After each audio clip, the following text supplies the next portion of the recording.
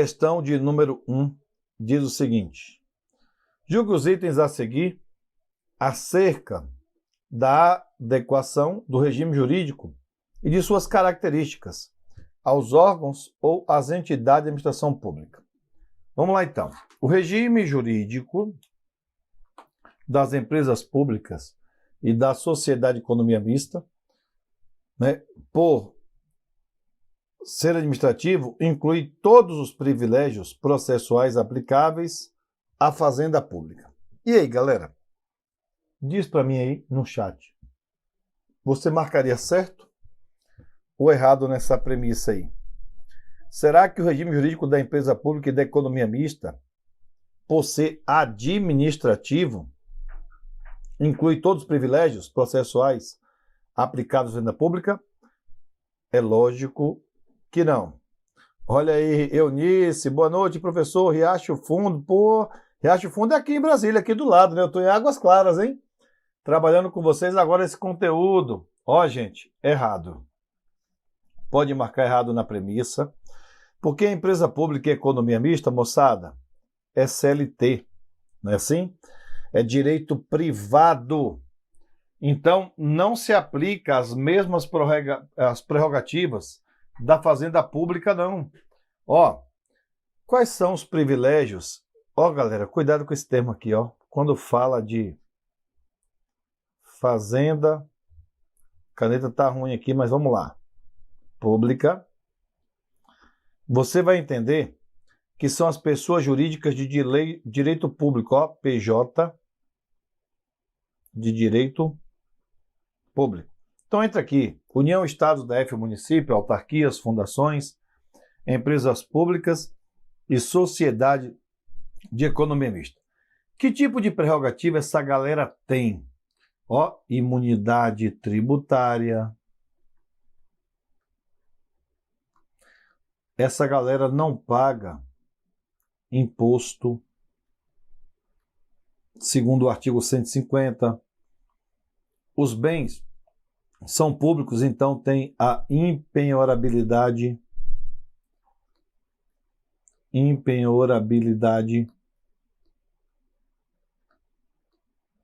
dos bens. Tá? Os bens não podem ser penhorados. Outra prerrogativa, galera, que esse pessoal tem por fazer parte da fazenda pública, as PJs de direito público, prescrição quinquenal. As ações contra a fazenda pública prescrevem 5 anos, prescrição quinquenal. Outra prerrogativa, ó, prazo privilegiado.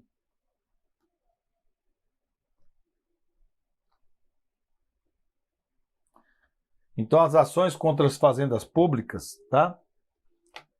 Você tem um prazo privilegiado em juízo. O que isso quer dizer? Vamos lá. Ó, eles têm o dobro do prazo para recorrer de uma acusação e o dobro do prazo para contestar. Agora, isso não se aplica à empresa pública e à sociedade de economia mista. Não se aplica. Tudo bem? Fica ligado nisso aí. Então tá aí. Bora ver aqui a questão 2? Olha o que a banca Quadrix trouxe. Julgue os itens. As anuidades dos conselhos de classe são espécie tributárias dada a natureza autárquica destas entidades, não podendo haver lei que autorize-as a fixar ou aumentar, sem parâmetro legal, o valor das unidades ou atualizá-las acima dos índices legais. Eu deixo para vocês julgarem esse item aí. Diz aí para mim, coloca no chat. Eu vou deixar, tá, gente, o slide projetado aí, para que vocês possam ler a questão. Fala para mim. Marcaria certo ou errado nesta premissa? Vamos lá então? Olha só, gabarito certo. De fato, gente, ó, esses conselhos são espécies de autarquias. Sabe quem fica de fora? A OAB. Cuidado com a OAB. A OAB não faz parte das autarquias que prestam, faz parte da administração pública indireta. O Supremo julgou que a OAB é uma entidade sui generis. Mas agora, Conselho de Administração, Conselho Fiscal, Conselho de Medicina, de fato são autarquias. Conselho de Classe, né, de espécie tributária, também é uma autarquia. Então, está certo ao dizer que ela é natureza autárquica, não podendo haver lei que autorize-as a fixar ou aumentar, sem parâmetro legal, o valor das anuidades, ou atualizá-las acima. Se ela é uma autarquia, faz parte da administração. Se faz parte da administração pública, então ela tem que observar o princípio da legalidade, previsto no artigo 37. Então, de fato, ela não pode autorizar ou fixar, aumentar parâmetro sem previsão legal. Tá? Então, lembra sempre que a OAB não é uma autarquia, hein? O Supremo julgou aqui, ó, que a OAB é uma entidade sui generis. Esse gabarito está certo, que a gente vai marcar aqui então para vocês. Tudo bem? Vamos lá. Questão 3 para vocês aí. No que concerne à organização da administração pública, os agentes públicos e os atos administrativos julgam os seguintes. As autarquias são pessoas jurídicas de direito público criadas por lei específica para o exercício de atividades que são típicas da administração pública. E aí, galera? Nós temos 42 pessoas no chat. Fala para mim, você marcaria certo ou errado nessa questão da banca Quadrix? Autarquia, criada por lei ou autorizada por lei? Ó, a Cíntia já abriu os trabalhos dizendo que é certo. Caramba, muito bem. É isso mesmo. Gabarito certo. Você tem aqui o artigo 37, inciso 19 da Constituição, que diz que a autarquia é criada por lei e que a empresa pública e sociedade economista são autorizadas por lei. Deixa eu pegar aqui, gente, rapidão, a Constituição, porque merece a leitura do dispositivo constitucional nesse dispositivo. Só um instante aqui. Pegando aqui a Constituição Federal. Então vamos lá. Dá uma olhada nisso aqui, ó. Eu vou no artigo 37. E no artigo 37 da Constituição, eu venho aqui no inciso 19. Olha só a redação. Somente por lei específica poderá ser criada uma autarquia e autorizada a instituição de uma empresa pública, de uma sociedade de economia mista, de uma fundação, cabendo a lei complementar, neste último caso, definir a sua área de atuação. Então se liga aqui, ó.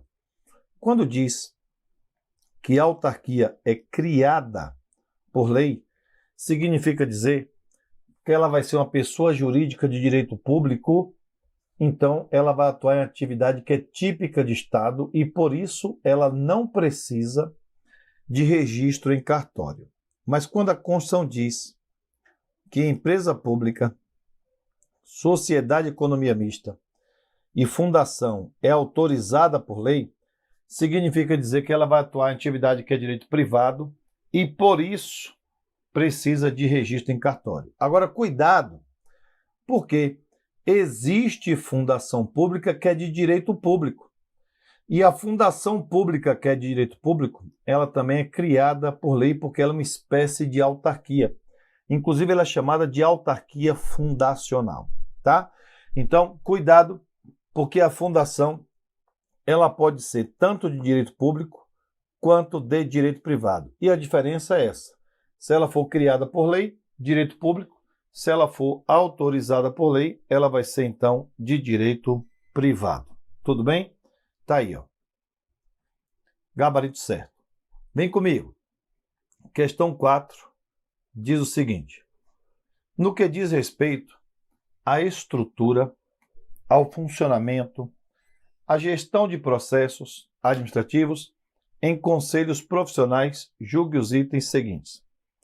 Conselhos profissionais, enquanto autarquias federais, exercem poder de polícia administrativa sobre as respectivas profissões regulamentadas, incluindo as atribuições de fiscalização do exercício profissional e aplicação de penalidades e manutenção de registro de profissionais habilitados.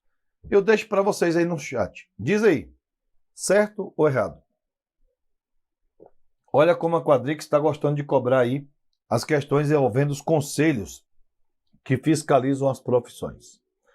Gente, de fato, esses conselhos são autarquias profissionais federais, Conselho de Medicina, Conselho de Administração, com exceção da OAB, e por ser autarquia, PJ de direito público.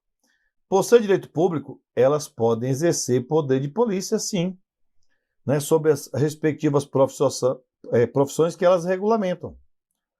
Tá? Então, o gabarito aqui é correto, gente. É certo. Cuidado quem marcou errado aí, tá? É autarquia. Autarquia é pessoa jurídica de direito público. Se ela é de direito público, ela pode sim exercitar o poder de polícia. Beleza? Fica ligado nisso, hein? Fica ligado quem marcou errado. Bora ver então agora a questão 5. Aqui na 5, a Quadrix cobrou o seguinte: as funções administrativas são exercidas privativamente pelo chefe do Poder Executivo e nenhum outro poder pode desempenhá-las, auto-administrando-se, mesmo que atipicamente.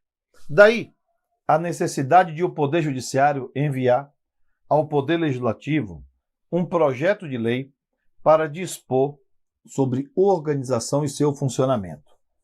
Eu deixo para vocês. Diz aí para gente, certo ou errado na premissa do item 5. O que você acha? Ó, já vi aqui então Recanto, né? Já colocou para a gente aqui que está errado. Bora ver. Funções administrativas são exercidas privativamente pelo chefe do executivo. Só aqui já fica errado, né, gente? Porque tudo que é função típica de um poder acaba sendo atípica do outro poder. Então, o Poder Legislativo também tem função administrativa. Poder Judiciário também tem função administrativa. Então, eu tenho que concordar com vocês aí, ó. O gabarito tem que ser marcado como gabarito errado na nossa premissa de número 5. Beleza? Opa, dobrou, mas vamos lá. Na hipótese de danos causados a terceiros, na responsabilidade civil do Estado, na modalidade risco administrativo, caberá ação de regresso diante do agente causador do dano, se ficar demonstrado que ele agiu com dolo ou culpa. Contudo, se ficar comprovada a culpa exclusiva da vítima, a responsabilidade do agente será afastada. É com vocês. Aguardando o fórum se movimentar. Diz aí para mim, gente, no chat aí, certo ou errado? Teoria do risco administrativo, artigo 37, parágrafo 6º da Constituição fala, né, que as pessoas jurídicas de direito público e as de direito privado, prestadoras de serviço, que elas responderão pelos atos praticados pelos seus agentes, e os agentes responderão em uma ação regressiva se ficar provado dolo ou culpa. Olha aí, a galera movimentando, então, marcando como certo. Houve uma divergência, ó. Alguém marcou errado. Galera, se liga, o gabarito tem que ser certo. Quem marcou errado, por favor, então, preste muita atenção na explicação aqui. Se nós estamos falando na teoria do risco administrativo, a gente está trabalhando com o artigo 37, parágrafo 6º da Constituição. A administração, que é PJ Direito Público e PJ Direito Privado que presta serviço, vai na teoria objetiva, que é aquela que independe do dolo ou culpa. Porém, Depois que a PJ é processada e condenada, ela tem o direito, de cobrar uma ação regressiva diante do agente público que causou o dano. Porém, o agente tem que provar que ele agiu com dolo ou culpa. O agente responde, mas de forma subjetiva. Então está correto, gente. Vamos ver a letra da Constituição para dar uma atenção aqui às pessoas que erraram esse gabarito. Vem comigo aqui. Artigo 37. Me dá um tempinho aqui que eu vou pegar o parágrafo 6º para trabalhar com vocês. Pega a visão aqui, Parágrafo 6º.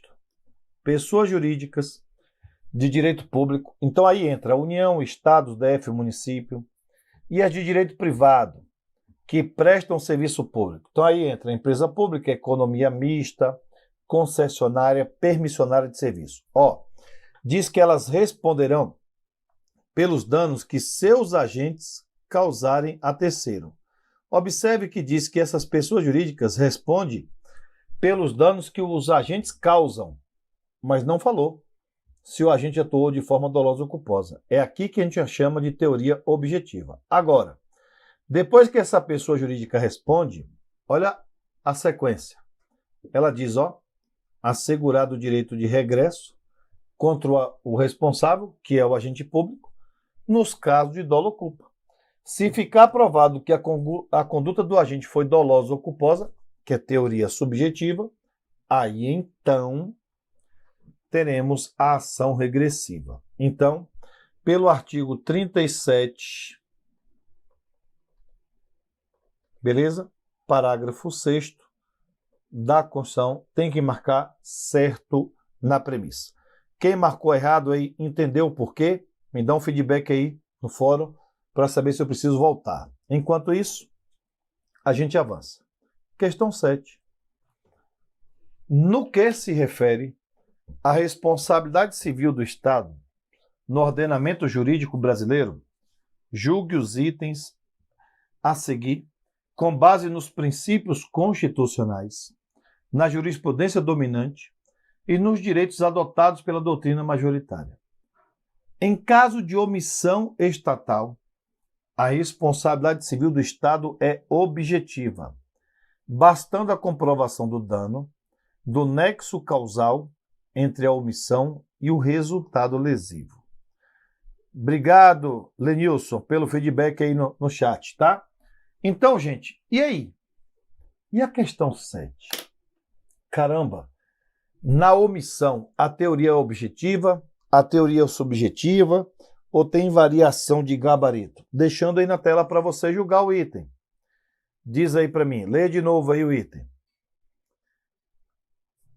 Gente, cuidado com esse item aqui, porque eu tenho omissão específica e omissão genérica. Olha que o nosso gabarito no chat está variando bastante, tá vendo? Eu estou vendo certo, estou vendo errado. Mas esse gabarito é errado, gente. Não dá para cravar que a omissão do Estado ela é objetiva. Não dá para cravar. Por quê?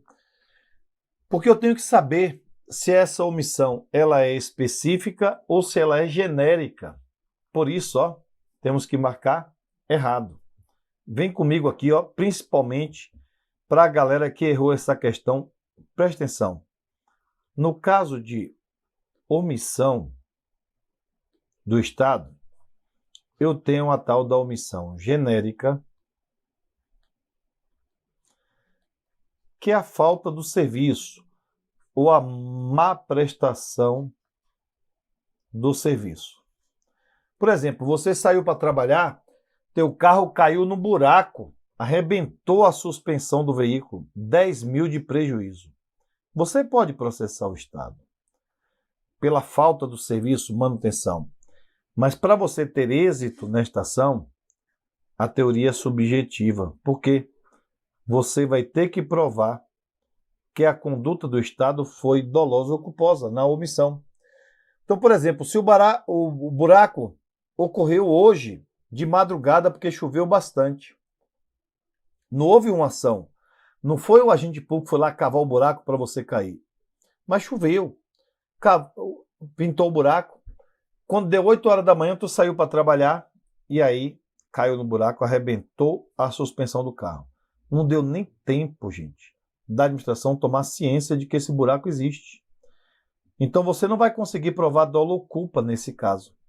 Por isso que na omissão genérica, que é a falta do serviço, a teoria é subjetiva. Mas existe uma tal de omissão que ela é específica. E o que é isso, Blanco? É o Estado garantidor. Minha caneta tá ruim hoje aqui, viu, gente? Tá falhando. Acho que é a internet. Mas tudo bem, acho que tá dando para ver aí, né? Quando a gente fala em Estado garantidor, eu estou falando de pessoas, bens ou coisas, sob o dever de guarda e vigilância do Estado. O vagabundo está dentro do sistema penitenciário, na cadeia, sai da cela dele e esfaqueia o outro. Omissão. O agente penitenciário dormiu no plantão. Não viu isso acontecer. Então tá bom. Teoria objetiva. Porque esse preso está sob o dever de guarda e vigilância do Estado, gente. O vagabundo entrou na escola pública e metralhou as crianças. Teoria objetiva. Omissão específica. Por quê? Porque nesse caso, o Estado tem um dever de guarda e vigilância. Teu carro foi apreendido pelo Detran. Foi apreendido pelo Detran. Tu vai buscar o teu carro, tá sem roda e sem som. Se foi o agente do Detran que roubou, furtou, não faz a menor diferença. O Estado responde de forma objetiva. A subjetiva depende do dolo ou culpa, a objetiva independe do dolo ou culpa. Volta na questão. Vem comigo, ó. Em casos de omissão do Estado. Só que aqui ele não falou se a omissão é genérica ou se ela é uma omissão específica. Ele falou de omissão do Estado. A responsabilidade objetiva não dá para cravar que é objetiva. Seria objetiva se o Estado atuasse como garantidor, mas seria subjetiva se o Estado fosse omisso na falta da prestação do serviço. Por isso que nós temos que marcar gabarito errado nessa questão. Fechado? Entendido? Então tá aí, ó, genérica e específica. Vem comigo. Questão 8. O STF, obrigado, Ivani, pelo feedback aí no fórum, tá? O STF considera que a responsabilidade civil do Estado, em caso de morte de detentos, olha o detalhe, quando for possível ao Estado agir para evitar a morte do detento, sendo que, para afastar sua responsabilidade, o Estado deve comprovar causa impeditiva da sua atuação protetiva do detento, rompendo o nexo de causalidade da sua omissão com resultado danoso. Aí agora eu preciso de vocês. Marcaria o quê? Certo ou errado na questão de número 8? Diz aí pra gente. Questão muito boa, hein? Sobre responsabilidade civil do Estado. Gente, espero que você tenha ficado com o gabarito, ó, correto nessa questão. Por quê? É a situação do Estado garantidor. Ó. Se o cara é detento, o Estado atua como garantidor. Não é isso? Tá? Então, se o Estado podia agir para evitar a morte do detento e nada fez, então esta omissão do Estado vai gerar para ele uma omissão específica, porque esse detento está sob o seu dever de guarda e vigilância. Cuidado quem marcou errado nessa questão aí no nosso chat. Tá? Aqui é o Estado garantidor. É o cara preso. Lembra do sicário, o suposto mandante de crimes do Vorcaro, que foi preso na Polícia Federal e foi morto, gente? Ali, gente, pouco importa se foi o policial federal que matou. Pouco importa se o policial federal foi omisso e deixou o cara se auto-suicidar a si mesmo, não é assim? Não importa, gente. O cara estava sob o dever de guarda e vigilância do Estado. Teoria objetiva. Esse é o exemplo clássico da omissão específica. Gabarito é certo. Tudo bem? Observe. Na teoria,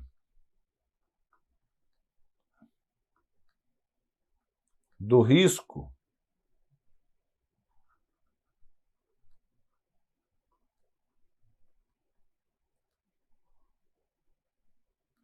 administrativo, eu tenho o seguinte, que a responsabilidade ela é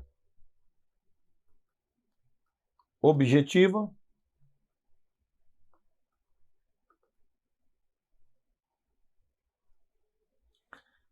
e na responsabilidade objetiva eu tenho como marca que ela independe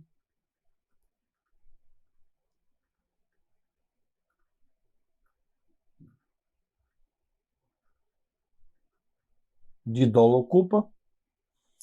E o que vai acontecer na responsabilidade objetiva? Quem entra nela? As PJs de direito público e as PJs de direito privado, que são prestadoras de serviço público. Direito privado, desde que ela seja,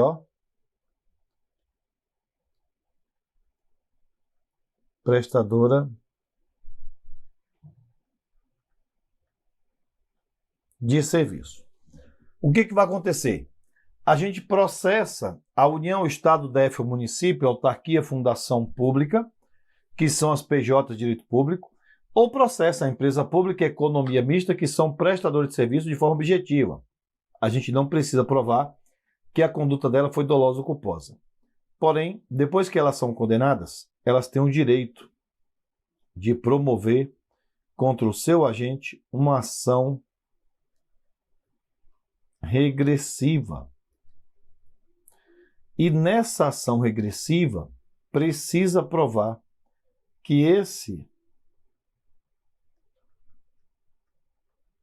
agente público atuou de forma dolosa ou culposa, ou seja, o agente responde de forma subjetiva.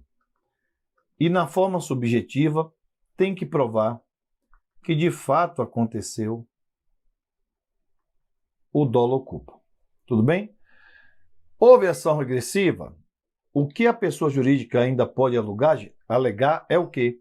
Excludente. Existe excludente que rompe o nexo causal.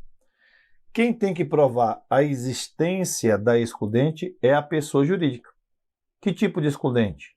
Ela vai ter que alegar e provar, logicamente, a culpa exclusiva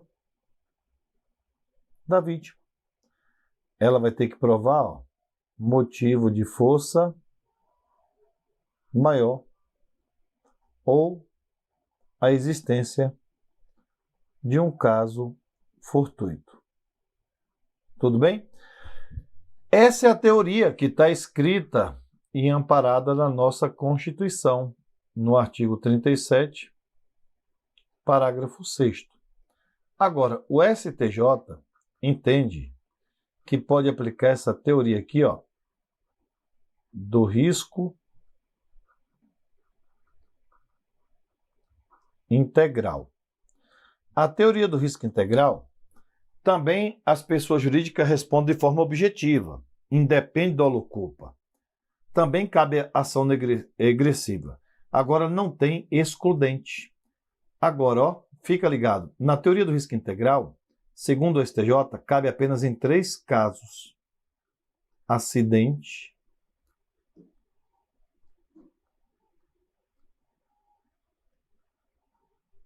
nuclear,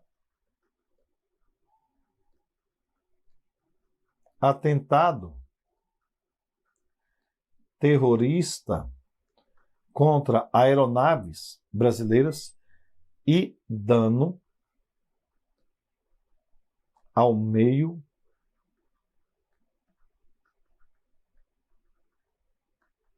ambiente.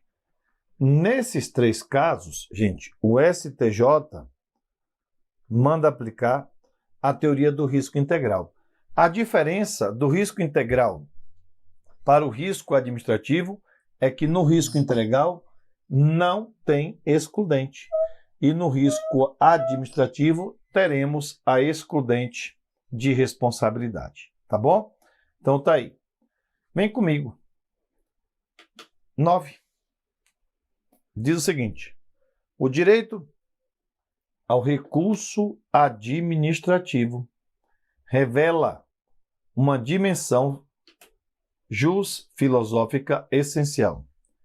Ele concretiza os princípios do contraditório e da ampla defesa, assegurando que o indivíduo não seja mero destinatário passivo da decisão estatal. Com base nas informações e na Lei 9784, julgue os itens a seguir. O trânsito em julgado administrativo é requisito para que se possa ingressar no Poder Judiciário para requerer anulação de um ato administrativo. Eu aguardo vocês se posicionarem aí. E aí, galera? Para eu entrar com uma ação no Judiciário, é necessário que eu tenha que esgotar o processo pela via administrativa? Ou eu posso ir direto ao Judiciário, independentemente de ter ou não esgotado o processo administrativo? Diz aí para mim. Olha, cadê o nosso gabarito aqui? Já vi um certo. Deixa eu ver se alguém abre. Ó, abri aqui um errado. Errado, certo. Pode ir direto. Galera, a regra é ir direto. Então, cuidado. Cuidado quem marcou certo nessa questão. Se você tem... Deixa eu pegar aqui a Constituição Federal. Artigo 5º, ó, inciso 35, trabalha para a gente o princípio da inafastabilidade. Deixa eu projetar aqui para vocês. Olha para isso. Como é que está a redação? A lei não excluirá da apreciação do Poder Judiciário lesão ou ameaça do direito. O que isso quer dizer, gente? Que a regra constitucional é que eu posso ter livre acesso ao Poder Judiciário. A regra constitucional é que eu não preciso esgotar um processo administrativo para só depois entrar com uma ação no Poder Judiciário. Então, a gente vai ter que marcar errado nessa premissa aqui, ó. Trânsito em julgado é requisito para que se possa ingressar no Poder Judiciário para requerer anulação de ato? De jeito nenhum. Pelo artigo 5º, no seu inciso 35 da Constituição Federal, o acesso é imediato. Agora, tem exceção, Blanco? A regra tem. Olha para isso aqui, moçada. Aqui na Constituição mesmo, ó. Eu vou no 217. Se liga nisso, ó. É dever do Estado fomentar as práticas desportivas formais e não formais. Já te respondo aí, viu? Neilane Neres, já te respondo. Olha só, eu vi que você botou uma dúvida aí, já te respondo. 217, ó. É dever do Estado fomentar a prática desportiva formais e não formais como direito de cada um, observando o seguinte. Gente, dá uma olhada nisso aqui. Parágrafo 1º, ó. Poder Judiciário só admitirá as ações relativas à disciplina e à competição desportivas após esgotarem-se as instâncias da justiça desportivas regulamentadas em lei. Então, as questões que envolvem justiça desportiva, para poder entrar no judiciário, tem que esgotar todos os recursos administrativos. Não dá para ir para o judiciário diretamente sem antes esgotar a via administrativa. Beleza? Eu tenho essa outra lei aqui, ó, a Lei 11.417. Ela regulamenta, gente, a parte do enunciado de súmula de efeito vinculante. Olha o que diz o artigo 7º desta lei. Olha o que diz. Da decisão judicial ou do ato administrativo que contrariar enunciado de súmula vinculante, negar-lhe vigência ou aplicá-lo indevidamente, caberá reclamação ao Supremo, sem prejuízo dos recursos ou outros meios admissíveis de impugnação. Mas, moçada, olha para o parágrafo 1º. Contra omissão ou ato de administração pública, o uso da reclamação só será admitido após o esgotamento das vias administrativas. Qual que é a regra constitucional? Eu vou direto ao judiciário, independentemente de estar ou não brigando pela administrativa. Agora, quando envolver justiça desportiva e reclamação de súmula vinculante, eu preciso esgotar a via administrativa. É exceção à regra. Deixa eu dar uma atenção aqui. Neila Neres. Professor, tem alguns casos que o judiciário pede a prévia negativa da via administrativa? Tem. Ó, Neila, e a sua intervenção aqui foi ótima. Eu vou te pegar aqui, ó, a lei do habeas data. Nós temos, então, que justiça desportiva, nós temos, então, que reclamação de súmula vinculante tem que esgotar todos os recursos administrativos. Agora, cuidado aqui, ó, com habeas data, ó. A pergunta da nossa querida Neila Neres. Ó, artigo 8º da lei do habeas data. A petição inicial deverá preencher os requisitos do artigo 282, 285 do Código de Processo Civil. Diz que ela tem que ser apresentada em 2 vias. E os documentos que instituírem a primeira serão produzidos por cópia na segunda. Presta atenção agora, Neila. Ó. Parágrafo único. A petição inicial deverá ser instruída com prova da recusa ao acesso às informações ou do decurso de mais de 10 dias sem decisão, da recusa em fazer-se a retificação ou do decurso de mais de 15 dias sem decisão ou da recusa de fazer-se a anotação a que se refere o parágrafo 2º do artigo 4º ou do decurso de mais de 15 dias. Então, para eu entrar com ação de habeas data, eu preciso ter uma negativa formal da administração. Eu não posso ir direto ao Poder Judiciário, tá, com ação de habeas data sem antes negociar o acesso à informação pela via administrativa. Uma outra exceção que a gente chama de condição de agir da ação, Neila, é benefício previdenciário. Para eu questionar em juízo um benefício previdenciário, primeiro eu preciso negociar esse benefício pela via administrativa. Eu não posso ir direto no judiciário sem antes negociar pela via administrativa. Então, qual que é a regra constitucional? A regra é eu ir direto ao judiciário sem precisar estar discutindo problemas pela via administrativa. Essa é a regra. Nós temos 2 exceções. Uma exige o esgotamento da via administrativa. Qual é ela? Justiça desportiva e o descumprimento de súmula vinculante. A segunda, eu não preciso esgotar a via administrativa, mas eu tenho que primeiro solicitar informação pela via administrativa e ter uma negativa formal, para só depois provocar o judiciário. Qual é ela? Habeas data e benefício previdenciário. Verifica aí se eu atendi a tua demanda, minha querida. Enquanto isso, a gente avança para a nossa próxima questão. Então aqui o gabarito ficou errado, né? Porque olha só, ele colocou assim, ó, o trânsito em julgado administrativo é um requisito, ó, para que possa ingressar no judiciário? Não. A regra é ir direto ao judiciário. Tudo bem? Então, pela regra, gabarito errado.